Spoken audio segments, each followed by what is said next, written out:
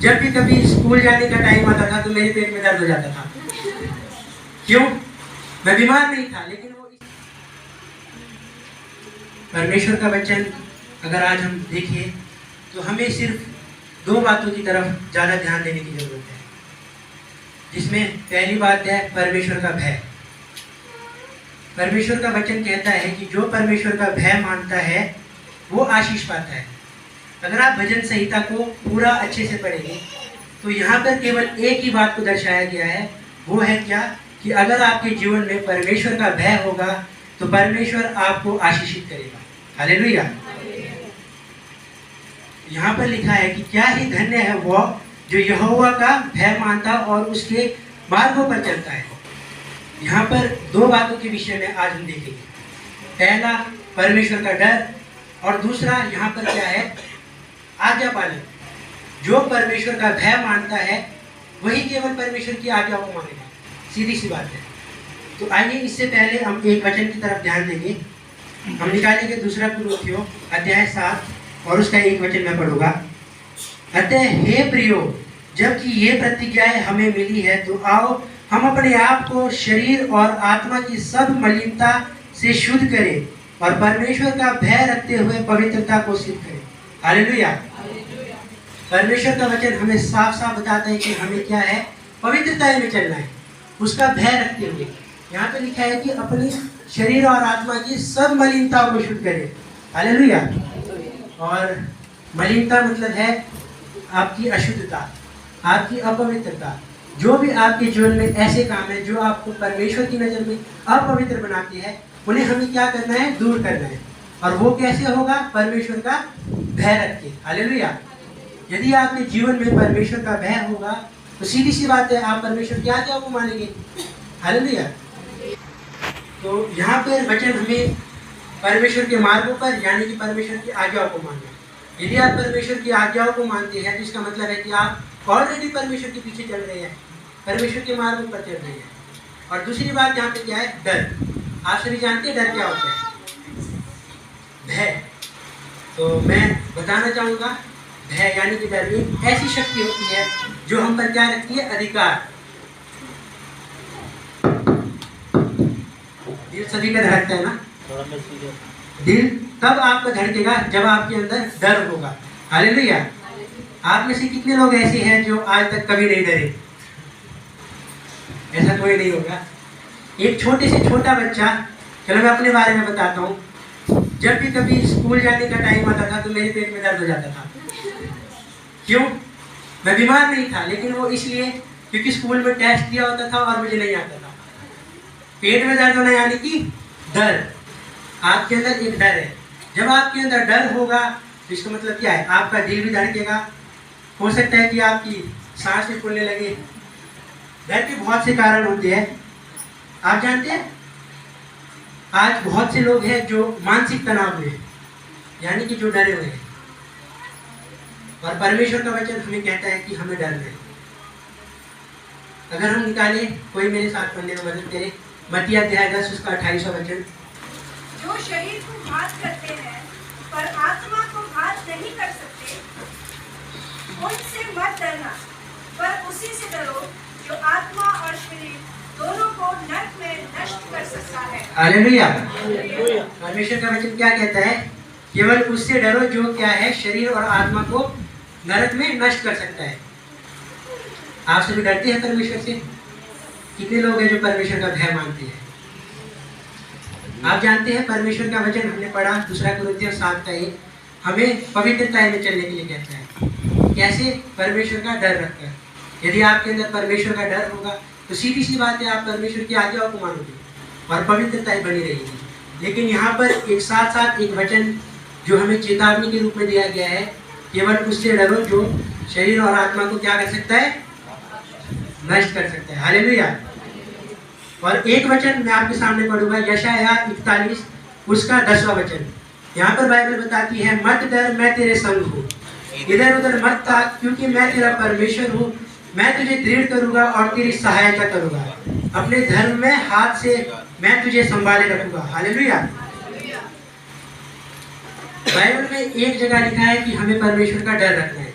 क्योंकि वो हमारी शरीर और आत्मा दोनों को नष्ट कर सकता है।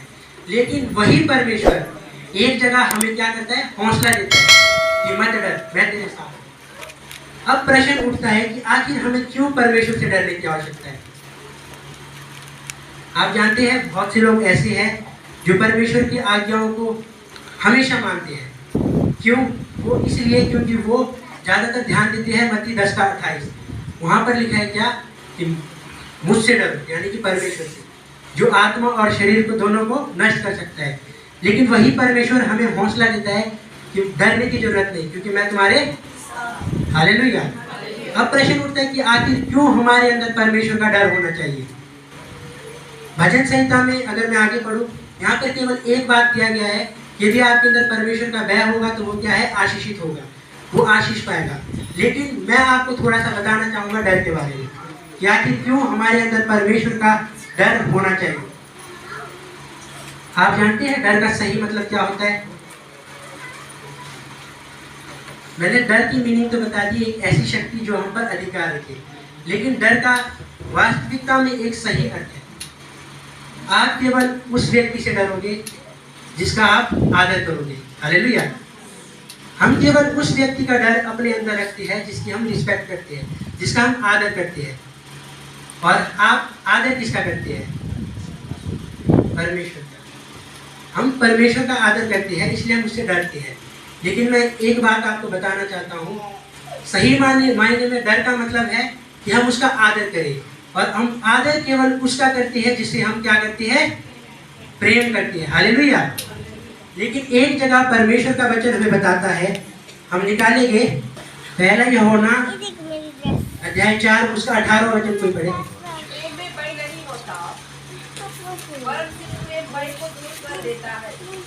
हालेलुया। यहाँ पर लिखा है प्रेम में भय नहीं होता, वरन सिद्ध प्रेम भय को दूर कर देता है, क्योंकि भय का संबंध दंड से होता है, और जो भय करता है वह प्रेम में सिद्ध नहीं हो सकता। हालेलुया। अब आप में से कोई एक निकाले यूहन्ना अध्याय 14 उसका 15 वचन।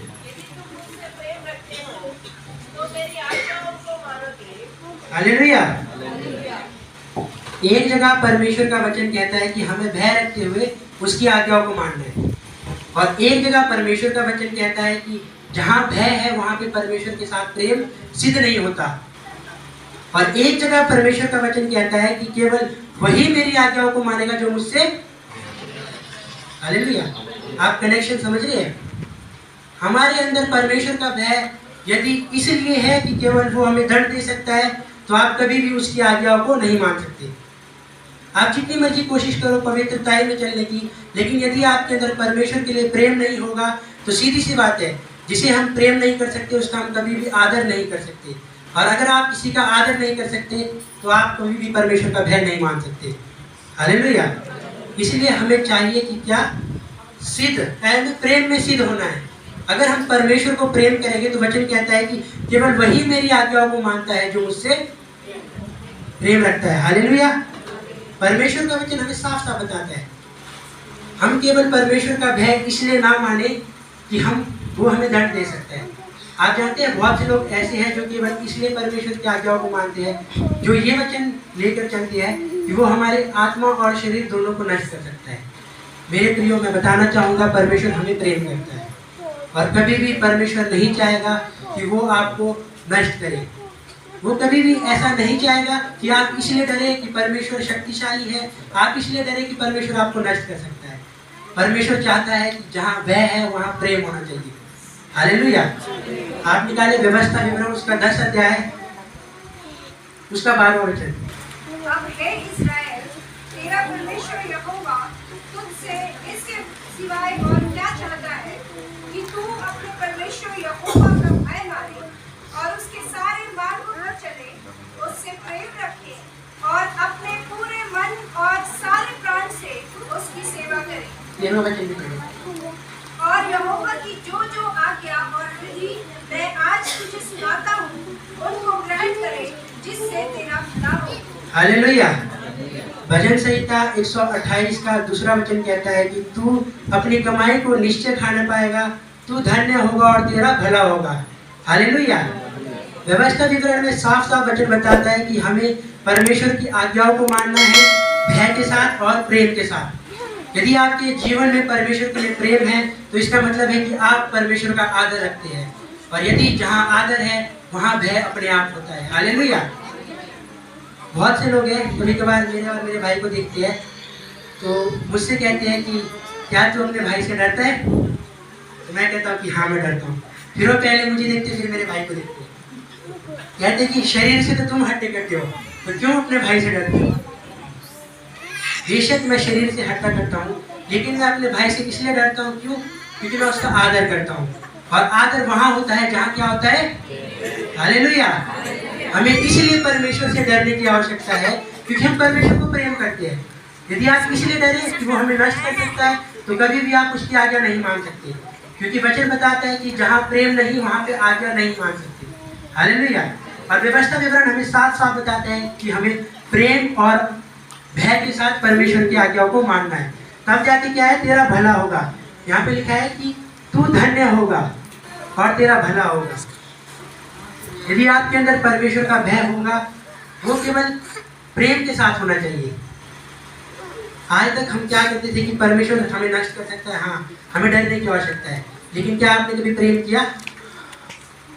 आप याद रखें कि आपको परमेश्वर को प्रेम करना होगा। यदि आप परमेश्वर को प्रेम करेंगे तो वहाँ पे आपके परमेश्वर के प्रति आदर होगा, और जहाँ आदर होगा वहाँ भय होगा। भय का सही मायने में अर्थ यही है कि हम जिसका आदर करते हैं उससे डरे। हालेलुया। और यहाँ पर एक तीसरा वचन लिखा है, तेरे घर के भीतर तेरी स्त्री फलवत दाखलता सी होगी, तेरी मेज के चारों ओर तेरे बालक जलपाई के पौधे से होंगे। आप जानते हैं जलपाई के पौधे का मतलब क्या है? अगर आप दूसरी बाइबल में या ट्रांसलेशन में देखें तो वहाँ पे ओलिव लिखा है, यानी कि जैतून। जैतून के विषय में बाइबल बहुत बताती है। जैतून जो है वो बहुत ही उसका बहुत ज़्यादा यूज़ हमारे जीवन में हो सकता है। वो हमें मतलब अगर आपका ब्लड प्रेशर सही नहीं है तो जैतून जो है उससे आपका ब्लड प्रेशर सही रहता है। और सबसे मेन बात क्या है? जैतून यानी कि जिसका एक फायदा होता है वो क्या करता है? मानसिक तनाव को दूर करता है। हालेलुया।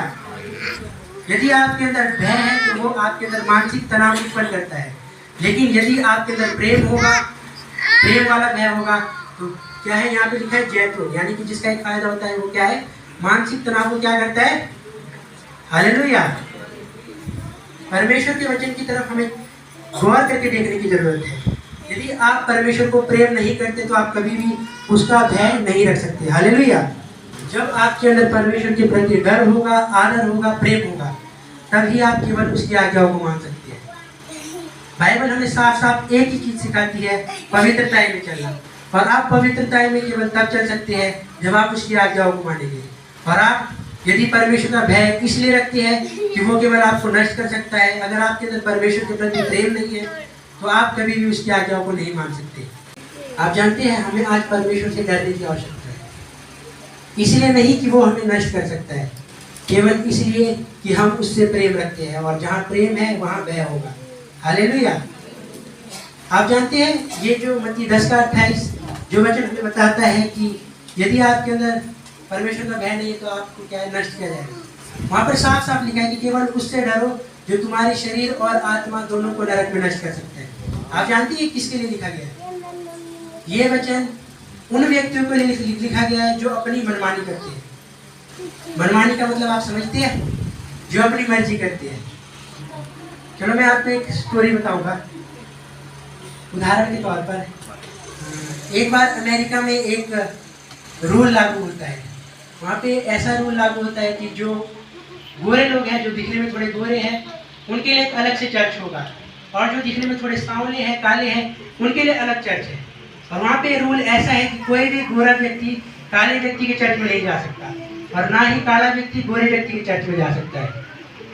एक दिन एक व्यक्ति दूसरे स्टेट का होता है, वो कहीं और से जाकर वहाँ पे जाता है, वो देखता है कि आज संडे है और आज मुझे परमेश्वर की महिमा करनी है। हालेलुया।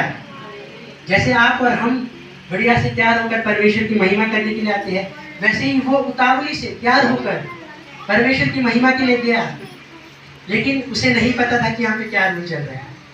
एक काला व्यक्ति गोरे व्यक्ति के चर्च में घुस जाता है, लेकिन जब वो जाता है तो वहाँ पे जो सिक्योरिटी गार्ड होते हैं, चले गए, यहाँ पे तो अलाउड नहीं होगा। वो व्यक्ति परेशान हो जाता है कि यहाँ पे हो क्या रहा है। जब वो पूछता है तो वहाँ पे बताते हैं कि आपको नहीं पता, यहाँ पर काले रंग का व्यक्ति गोरे व्यक्ति के चर्च में नहीं जा सकता। वो बेचारा बहुत ज़्यादा मायूस हो जाता है और वो चर्च के फाटक में सीढ़ियों के पास जैसे यहाँ पे बैठ जाता है और वो बेचारा रोने लगता है कि मैं इतने दूर से आया ताकि मैं परमेश्वर की महिमा करूं, लेकिन यहाँ पे तो कुछ और ही चल रहा है। यहाँ पे तो मुझे मेरे रंग को देखकर मुझे अंदर नहीं आने दिया जा रहा। तो वहाँ पे उसके सामने एक व्यक्ति बैठा होता है। तो व्यक्ति पूछता है कि बेटा तुम क्यों रो रहे हो? तो वो कहता है कि मुझे यहाँ पे मेरे रंग को देखकर मुझे अंदर नहीं आने दिया। तो वो व्यक्ति जो बैठा था वो जानते क्या कहता है? वो कहता है कि मैं जानते हो कौन हूँ? मैं यीशु मसीह हूँ। यदि मुझे यीशु मसीह को अंदर नहीं आने दे रहे तो तुम्हें कहाँ से आने दे रहे? हालेलुया। ये है अपनी मनमानी। आज बहुत से लोग ऐसे हैं जो अपनी मनमानी करते हैं, अपनी मनमर्जी करते हैं। वो ये नहीं देखते कि हमें परमेश्वर से प्रेम करना है, परमेश्वर की आज्ञाओं को मानना है। यदि वो अपनी मनमानी करेंगे तो उनके लिए एक वचन है, मेरे साथ भी पढ़ने में मदद कीजिए। सबोपदेशक 11 अध्याय उसका 9वां वचन। हे जवान अपनी जवानी में आनंद कर और अपनी जवानी के दिनों में मगन रहे। अपनी मनमानी ना कर और अपनी आंखों की दृष्टि के अनुसार चल, परंतु यह जान रख कि इन सब बातों के विषय परमेश्वर तेरा न्याय करेगा। हालेलुया। सबोपदेशक में साफ साफ लिखा गया है कि हे जवान, तूने जो मन करना है वो कर, तू अपनी मन मर्जी कर, तू जो तेरा दिल करे वो करे, लेकिन एक चीज तू याद रख, यहोवा तेरे विषय में क्या करेगा? हालेलुया। यहोवा क्या करेगा? यहोवा न्याय करेगा। आप याद रखिए, यदि आज आप अपनी मनमर्जी करते हैं तो यहोवा न्याय जरूर करेगा। उन लोगों के लिए जो आज अपनी मनमर्जी करते हैं, वचन मत्ती 10 अध्याय उसका 28वां वचन कहता है कि केवल उससे डरो जो शरीर और आत्मा को नष्ट कर सकता है। यदि आप अपनी मनमानी करें तो याद रखिए परमेश्वर न्याय जरूर करेगा।